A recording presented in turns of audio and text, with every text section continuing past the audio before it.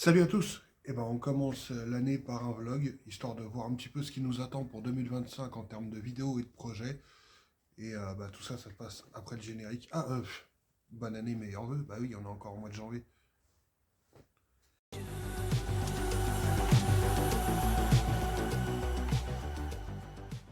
Donc, pour commencer, au niveau du projet de la Familia, il va y avoir encore des points upgrade forcément cette année, parce qu'il me reste encore 2 ou 3 trucs à faire, bien que je sois très très proche de terminer la V1. Très très proche, tout simplement parce qu'au moment où je vous parle, j'ai une canalisation de frein arrière gauche qui est en... Donc la vraie référence Mazda et tout, qui est en route.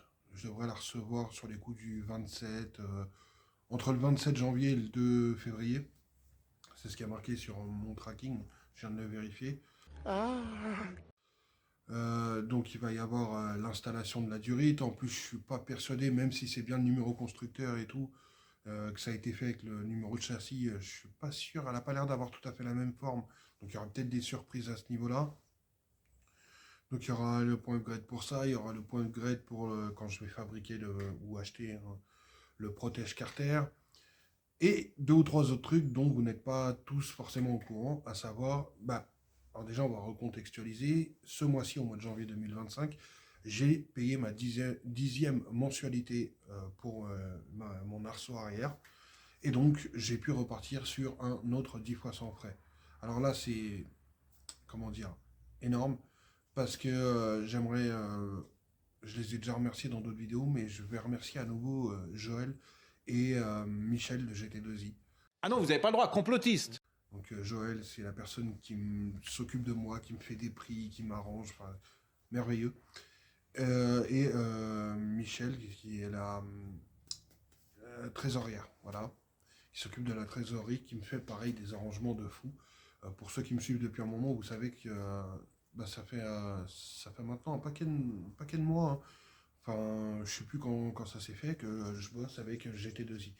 Techniquement, j'étais client chez eux depuis des années, avec divers comptes, mais depuis peu, on a des petits arrangements, enfin, ils me font des prix de ouf, notamment sur des prix et des modalités de paiement de ouf, notamment sur ce que j'ai commandé là. Et là, vous vous dites, bah vas-y, crache le morceau, qu'est-ce que tu as commandé?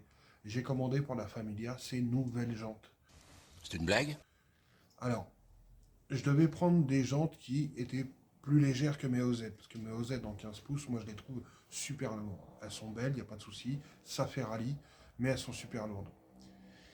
Et je me suis orienté, ils travaillent avec 2 marques essentiellement GT2I, à savoir Braid et puis l'autre je sais plus, Speedline, non Speedline c'est un modèle je crois, je sais plus. Enfin bref, ils bossent en majeure partie avec ces 2 marques-là. Et moi, j'ai voulu partir sur du braid parce que la braid étant vraiment une vraie jambe de rallye, de ce que j'ai compris, en me disant qu'elle allait être plus légère. Bon, Joël m'a expliqué que finalement, elle ne serait pas nécessairement plus légère, mais c'est de la jante forgée, faite pour résister aux sauts, aux chocs et tout. C'est mortel! Donc, c'est des jantes qui sont forgées, qui sont hyper résistantes, qui sont pas nécessairement plus légères que les OZ, mais qui, là, c'est du sérieux, quoi. Donc je vous montrerai le modèle. Ou non, je vais garder ça pour la vidéo du point upgrade et les petites vidéos sur les autres plateformes en format vertical où je fais des unboxings. Donc j'ai pris les 4 jantes. Et là, merveilleux comme d'habitude, GT2I, je vous remercie. Payable en autant de fois que je veux, il faut que ça reste dans les limites du raisonnable, mais là je repars sur un 10 fois sans frais, les jantes sont déjà commandées. J'ai même pas. Il faut que je rappelle. GT2I au début de février pour commencer à mettre début février pour commencer à mettre le paiement plusieurs fois en place pour savoir en combien de fois je veux payer. Ils m'ont fait un prix comme d'hab, hein, pas de frais de port. Qu'est-ce que j'ai en plus? Et en plus ils m'ont permis parce que quand je fais il faut savoir que GT2I normalement ils font 4 fois sans frais je crois max, et moi ils me le font en plus. Je dois pas être le seul, ils doivent travailler avec d'autres personnes, mais moi, ils me le font en plus. Et quand ils me font en plus de 4 fois sans frais, c'est directement au téléphone. Et faut savoir que c'est un peu une galère, puisque... Enfin, c'est une galère, non, mais je veux dire, ça passe pas par le panier du site. Et quand ça passe pas par le panier du site, automatiquement, ça ne cumule pas de points. Comment? Bah là, ils m'ont arrangé pour qu'en plus, ça me cumule des points. Donc ça s'est transformé en bon d'achat.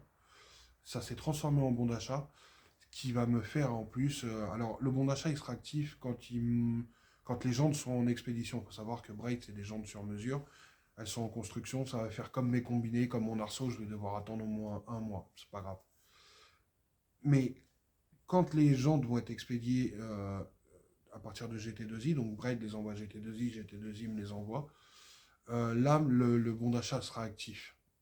Donc, un bon d'achat assez sympa qui va me permettre d'acheter des pièces qui feront l'objet aussi d'un autre point upgrade. Vous allez voir, il y a un point sur la voiture qui me chiffonne, qui pour moi n'est pas carré, il ne va pas avec l'ensemble du projet, où là je mets que de la pièce neuve et tout.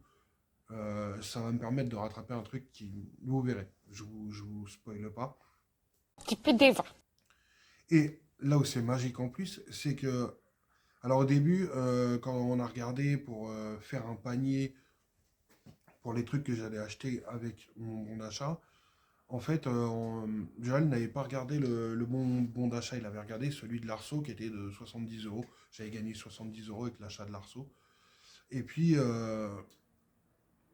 bon, on part là-dessus et tout. Et puis, moi, je fais mon panier, tac, tac, je veux ci, je veux ça, machin. Et puis, ce que j'avais pris, il y en avait pour 60 balles, un truc comme ça. Un peu moins même, il y a 55, je crois. Puis il me dit, c'est dommage, enfin, vous allez perdre 14 euros et tout. Donc je dis, bah, filez-moi ça, ça. Je dis une casquette, je paumé la mienne. Enfin, je sais où est-ce qu'elle est, mais elle est loin.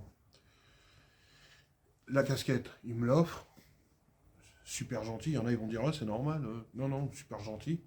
Et à côté de ça, je dis, bah, je vais prendre une sangle de tractage, ça, je peux vous le dire. Rouge, parce que les rouges sont homologués FIA. Je dis une sangle de tractage, de toute façon, ça peut toujours servir et tout. Et ben, il s'est quand même arrangé, donc, sur le bon d'achat qui a été obtenu grâce à l'achat d'un truc où il m'a déjà arrangé, où ils m'ont déjà arrangé. Il m'a fait une ristourne sur le panier qui va être payé avec le bon d'achat. C'est une dinguerie, donc je remercie 1000 fois GT2I. Il va sans dire que sans eux, mon projet mettrait 10 fois plus longtemps à aboutir. Il faut savoir que là, on est quasi sur la fin de la V1 finalement. Il reste, je vous dis, réparer ma canalisation de frein, enfin la changer là en l'occurrence, le carter, enfin le protège carter, peut-être comment dire, un repose-pied côté passager, souder l'arceau, enfin deux trois trucs comme ça, mais globalement la V1 est presque terminée. Ouais, c'est pas mal. Après il me faudrait des pneus. Là ça sera pas tout de suite. J'ai commandé des jantes, mais il y en a pour 900 balles de jantes.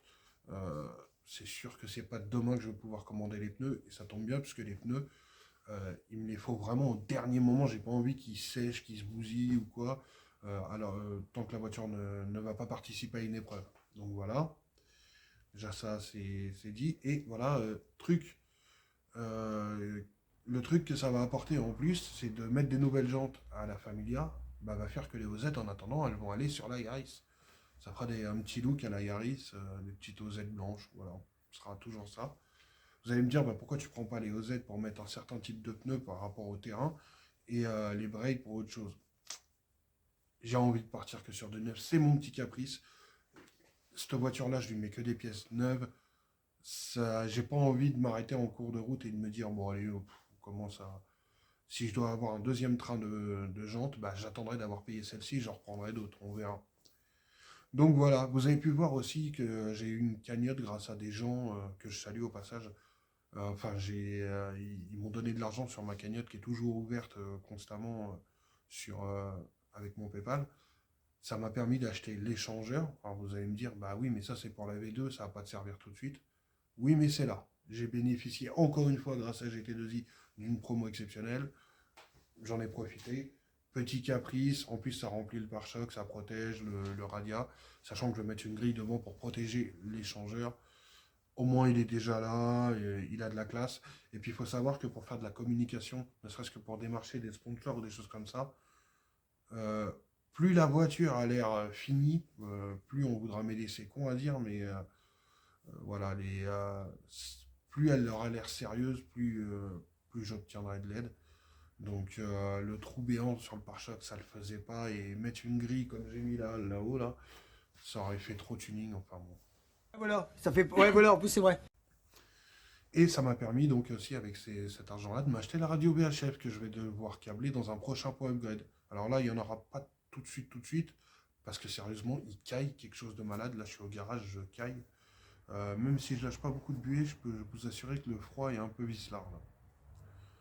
Donc il y aura ça. Le point upgrade, je pense que le prochain, ça va traiter ouais, de la radio. Il faut que je retrouve l'embout pour mettre sur le PMR, mais voilà, en gros, ça va traiter de ça. Et puis voilà, 2025, oui, voilà, parce qu'on était parti là-dessus. 2025, on va avoir le droit aussi à des vidéos du format La visite du jour. Visiblement, le premier que j'avais fait, le premier épisode test avec la Maxima, ça vous a plu, puisque c'est la première vidéo de ma chaîne à avoir dépassé les 100 vues. C'était celle de la Maxima, donc ça a l'air de vous plaire. Donc ça, c'est prévu, c'est pas dur à tourner, en plus c'est très spontané. Moi, j'aime bien tourner ce type de format. Donc pourquoi pas, et puis si ça peut vous faire découvrir ou redécouvrir des voitures, allons-y. Ouais, c'est pas faux. Quoi d'autre? C'est à peu près tout, hein. Je suis toujours en pleine démarche pour chercher un nouveau logement, un nouvel endroit où m'installer. Avec priorité à un grand garage, quitte même à ce que ça soit un grand local dans lequel je puisse habiter. Alors là, c'est royal, parce que je ferai ma partie appartement et ma partie garage. Euh, mais je suis toujours en train de chercher ça. C'est la raison pour laquelle je ne vais pas entamer le projet de la Yaris tout de suite. À moins de me retrouver bloqué ici encore pendant un moment et de ne pas trouver de logement tout de suite, forcément il va falloir avancer sur les projets et produire de la vidéo. Donc oui, peut-être là on s'attaquera vraiment à la Yaris. Mais j'ai pas envie de me retrouver à trouver un logement et devoir déménager avec des voitures en kit. Celle-ci, la V1, est presque terminée. Il faudra faire souder l'arceau, ça fera l'objet d'un point upgrade aussi. Mais j'ai pas envie de commencer à démonter la Yaris. D'autant que si je la démonte, c'est pour en faire une coque vide, pour la faire repeindre déjà en blanc, et aussi pour la passer en boîte méca. Et mettre l'arceau là. Celle-ci, quand je l'ai commencé, j'avais pas d'idée précise au tout départ de ce que je voulais en faire. C'est après que j'ai décidé d'en faire une voiture de rallye. Et c'est pour ça que l'arceau a été mis à la fin, plutôt qu'au début, comme théoriquement ça devrait se faire.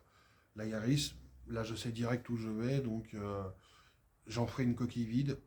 Là, on changera boîte de vitesse, pédalier, enfin la totale. Et on posera l'arceau. Et seulement après, on montera tout. Et à savoir, je pense en dernier, peut-être les baquets. Parce qu'il y a une date de validité pour les baquets, pour l'arceau. Enfin, faudra speeder. Il faudra que je prépare le truc en amont. Mais ça reste à voir encore. Enfin, on a le temps de voir venir. Je crois qu'il n'y a pas moyen, hein. Je pige jamais rien à ce que vous dites. Voilà, globalement, c'est à peu près tout ce que je pouvais vous dire. La chaîne, je vais essayer de la faire évoluer un petit peu, parce que maintenant, on est à quoi? On était à 127 abonnés il n'y a pas longtemps, là, on est à 126. Je compte bien essayer de gagner des abonnés encore cette année, donc on va essayer de faire gagner en qualité la chaîne, même si, je le répète, à la base, je ne veux pas être youtubeur.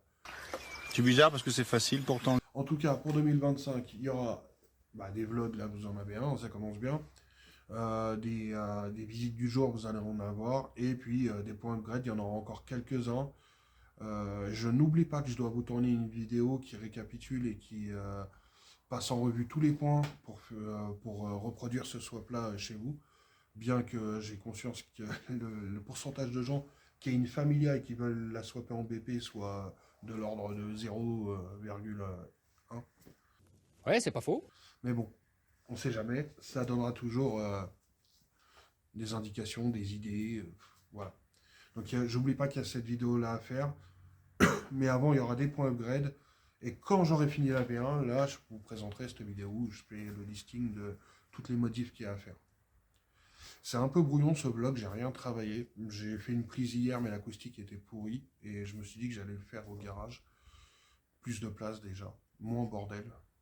Pourtant c'est un gros bordel, mais moins bordel que chez moi. Donc voilà, c'est à peu près tout. C'est tout ce que je peux vous balancer comme teasing pour 2025. Globalement, je pense pas organiser de rallye cette année, donc je vais pouvoir me focus un peu plus sur ma recherche de logement, mais aussi sur la qualité des vidéos. Et je vais pouvoir tourner plus de vidéos cet été Donc la qualité d'image sera meilleure. Je vais essayer de me fournir aussi du matos un peu audiovisuel, un peu plus haut de gamme.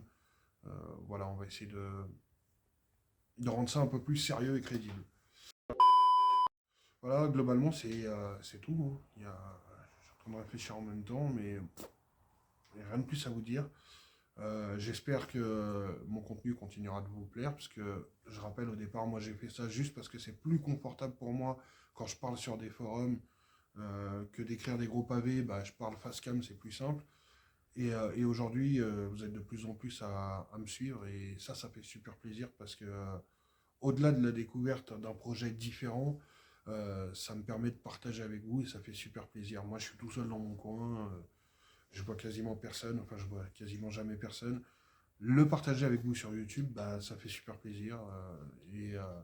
Puis on est toujours fier de ce qu'on fait quand on réussit, surtout que quand on sait que j'ai des saucisses à la place des doigts, et sous-entendu, je suis pas très minutieux, je suis pas très habile de mes mains.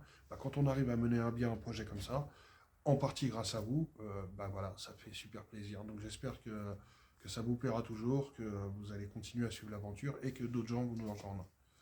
Voilà, moi je vous dis salut, à la prochaine, et puis de nouveau bonne année, meilleurs vœux.